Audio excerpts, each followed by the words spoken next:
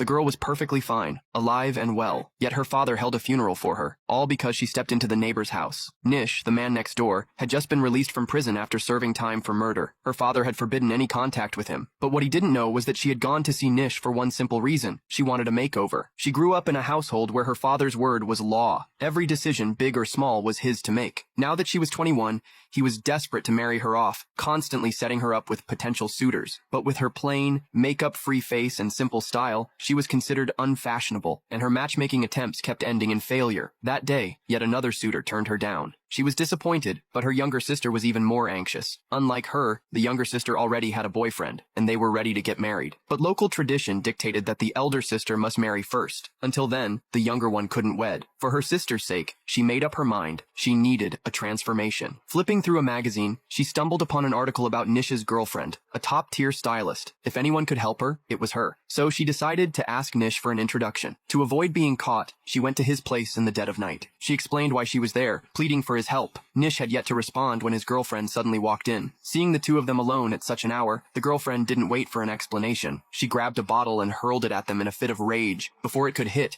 Nish shielded the girl, taking the blow himself. He ended up needing stitches, and by the time they returned from the hospital, the building's security guard had already seen them together. The guard wasted no time calling her father. Her father couldn't believe it. His daughter, alone with a murderer. Furious, he stormed into Nish's apartment. The moment he laid eyes on her, he slapped her across the face without a word. Tearfully, she begged him to take her home, promising to explain everything. But before she could, the neighbor's mocking words made her father snap. He pulled out his phone, dialed every relative he could think of, and made the announcement, "My daughter is dead. The funeral is tomorrow. Be there."